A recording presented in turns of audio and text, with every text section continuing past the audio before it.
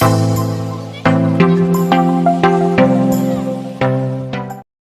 guys, Assalamu alaikum. Welcome to Lady Boss Kitchen.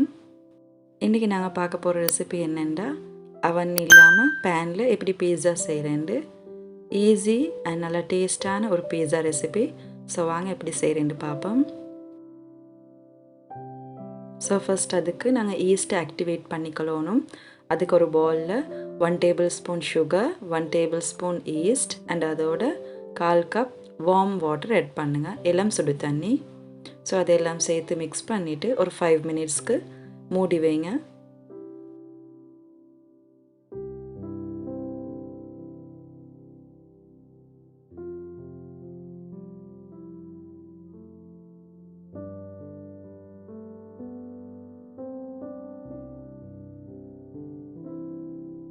இன்னொரு பவுல்ல 2 cup கோதுமை சேர்த்துக்கோங்க.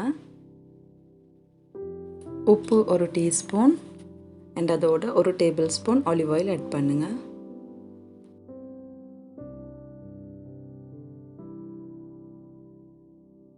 மிக்ஸ் பண்ணி வச்ச ஈஸ்டையும் இது கூட சேர்த்து எல்லாத்தையும் நல்லா கலந்துக்கோங்க.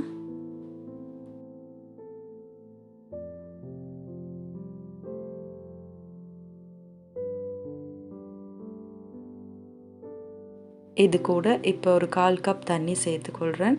ஸோ தண்ணி சேர்க்க போகல கொஞ்சம் கொஞ்சமாக ஆட் பண்ணுங்க. ஆல்ரெடி நாங்கள் ஈஸ்ட்டுக்கும் தண்ணி சேர்த்திக்கிறோம். ஸோ ஃபர்ஸ்ட் எல்லாத்தையும் ஸ்பெட்யூலாவால் மிக்ஸ் பண்ணிவிட்டு அதுக்கப்புறம் கையால் நல்லா நீட் பண்ணிக்கொள்ளணும் ஒரு 10 minutesக்கு. என்னைய ஃபேஸ்புக் இன்ஸ்டாகிராமில் ஃபாலோ பண்ணாமல் இருக்கிறீங்கன்னா கீழே டிஸ்கிரிப்ஷன் பாக்ஸில் கொடுத்திருக்கிற லிங்க்கில் போய்ட்டு ஃபாலோ பண்ணிக்கோங்க.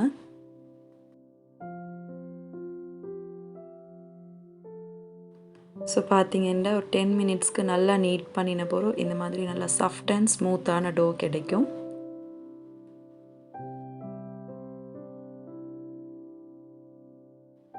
பவுலில் கொஞ்சம் ஆயில் அப்ளை பண்ணிவிட்டு டோவை ஒரு 1 hour இல்லைன்னா டபுள் சைஸ் ஆகிற மட்டுக்கும் கவர் பண்ணி வைங்க.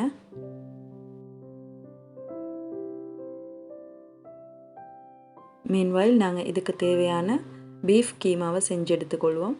அதுக்கு 2 tablespoon ஆலிவ் ஆயில் ஆட் பண்ணுறேன். எனி கைண்ட் ஆஃப் ஆயில் நீங்கள் ஆட் பண்ணிக்கோங்க. அது கூட 1 tablespoon இஞ்சி வெள்ளைப்பூடு சின்னதாக நறுக்கி சேர்த்துக்கோங்க. அண்ட் அது கூட ஒரு பெரிய வெங்காயத்தை சின்னதாக சாப் பண்ணி அதையும் சேர்த்துக்கோங்க.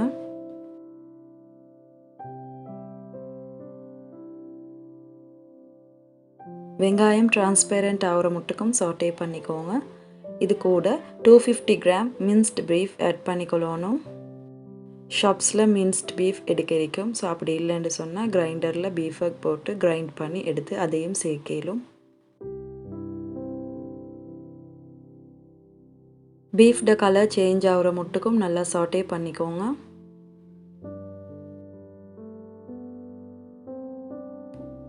அண்ட் இப்போ இது கூட 2 தக்காளி ஒரு கேப்சிகம் நல்லா சாப் பண்ணி ஆட் பண்ணுங்க.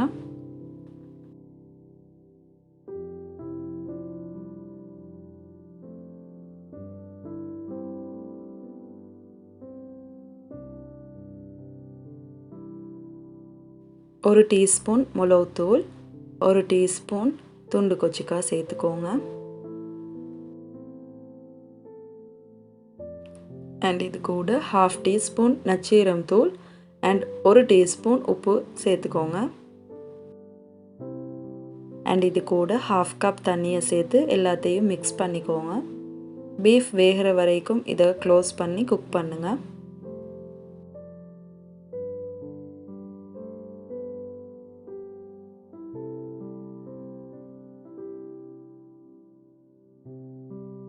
ஸோ பார்த்தீங்கன்னா தண்ணி எல்லாம் வற்றி பீஃப் நல்லா வெந்திக்குது.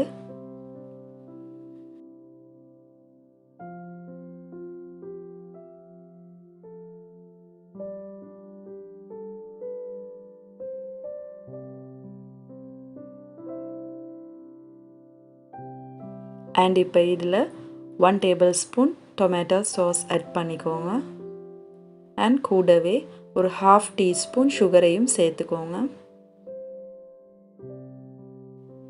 1 teaspoon கொச்சிக்காய் தூளும் சேர்த்து நல்லா மிக்ஸ் பண்ணுங்க.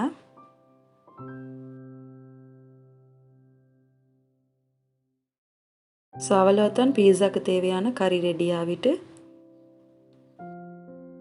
ஸோ இப்போ பார்த்தீங்கன்னா பீஸா டோ நல்லா ரைஸ் ஆகிக்குது. ஒரு பஞ்ச் பண்ணிவிட்டு இதை ஒரு ரோலிங் போர்டுக்கு ட்ரான்ஸ்ஃபர் பண்ணிக்கொள்வோம்.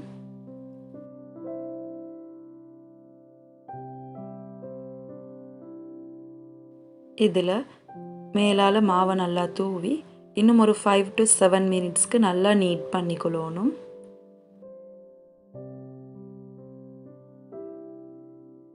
இடைக்கிட மாவு ஒட்டாமல் வைக்கிறதுக்கு லைட்டாக மாவை ஸ்ப்ரிங்கிள் பண்ணிக்கோங்க. ஸோ இந்த மாதிரி நல்லா இழுத்து நீட் பண்ணிக்கொள்ளணும்.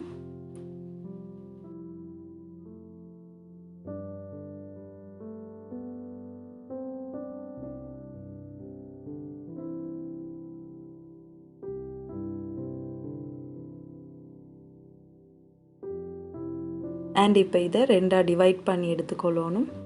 ஸோ நான் 2 பீஸா செய்ய போகிறேன். ஸோ உங்களுக்கு தேவையான சைஸில் நீங்கள் செஞ்சு எடுத்துக்கோங்க.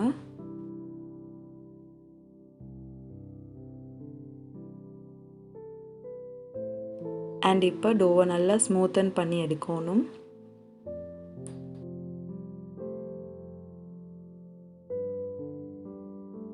அண்ட் இப்போ இதை ஒரு சர்க்கிள் ஷேப்பில் நல்லா ஈவனாக ஸ்ப்ரெட் பண்ணி எடுத்துக்கோங்க.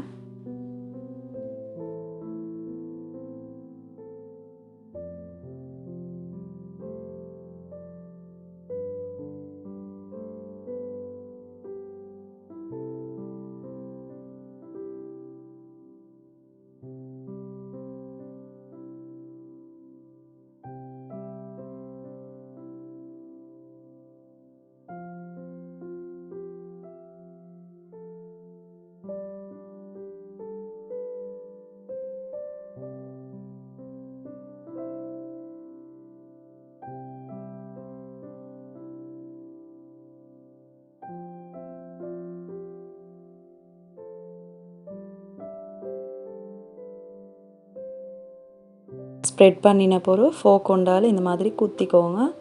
இப்படி செய்கிறது என்னென்னா ஹீட் பண்ணக்குள்ள இல்லைண்டா பொங்கி வர பார்க்கும்.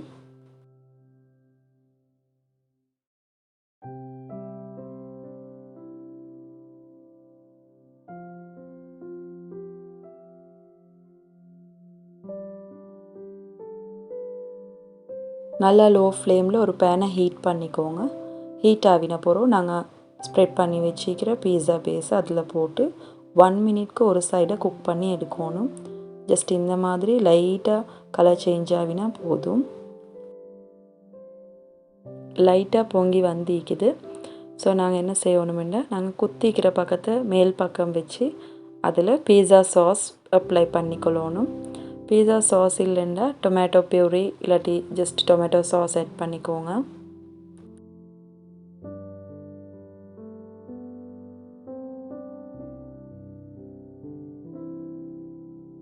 ஸோ இதுக்கு மேலால் லைட்டாக சீஸ் ஆட் பண்ணிக்கோங்க. So any kind of cheese நீங்கள் ஆட் பண்ணிக்கொள்ளையிலும். ஸோ நான் இங்கே மொசரெல்லா சீஸ் ஆட் பண்ணுறேன். ஸோ அதுக்கு மேலால் நாங்கள் ரெடி பண்ணி வச்சுக்கிற பீஃப் கீமாவை சேர்த்துக்கொள்ளணும்.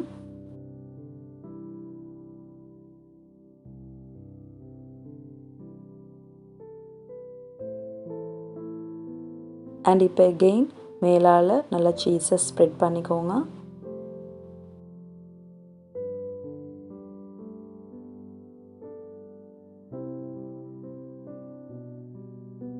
ஸ்லைஸ் பண்ணி வச்சுக்கிற தக்காளி அண்ட் கேப்சிகம் மேலால் டெக்கரேட் பண்ணிக்கோங்க.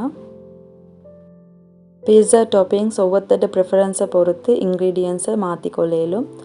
அண்ட் இப்போ இது கூட மேலால் ஒரிகானோ சேர்த்துக்கொள்கிறேன். அண்ட் கொஞ்சமாக சில்லி ஃப்ளேக்ஸும் சேர்த்துக்கொள்கிறேன்.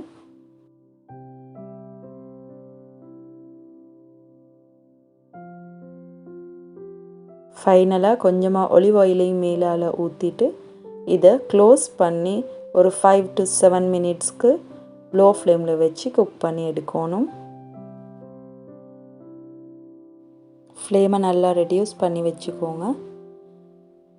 ஸோ மேலால் சீஸ் நல்லா மெல்ட் ஆகி கீழே பேஸ் லைட் ப்ரௌன் கலருக்கு சேஞ்ச் ஆகும். ஸோ அந்த டைமில் பேன்லேருந்து எடுத்துருங்க. அவ்வளோதான் நல்லா ஸ்பைசி அண்ட் டேஸ்டான பேன் பீஸா ரெடி ஆகிட்டு. இந்த ரெசிபியை உங்களுக்கும் ட்ரை பண்ணேலும் அவன் இல்லாமல் ஜஸ்ட் ஸ்டவ்வில் வச்சு குக் பண்ணி எடுக்கலும் சேம் அவனில் குக் பண்ணுற அதே டேஸ்ட் இதுலேயும் கிடைக்கும். இந்த பீஸா ரெசிபியை உங்களுக்கு இஃப்தார் டைம்லேயும் ட்ரை பண்ணி பார்க்கலும். ஸோ இந்த ரெசிபியை உங்களோட ஃப்ரெண்ட்ஸ் அண்ட் ஃபேமிலி கூடயும் ஷேர் பண்ணுங்கள். இந்த வீடியோ உங்களுக்கு பிடிச்சிருந்துட்டா லைக் பண்ணுங்கள், உங்களோட ஐடியாஸை கமெண்ட் பண்ணுங்கள்.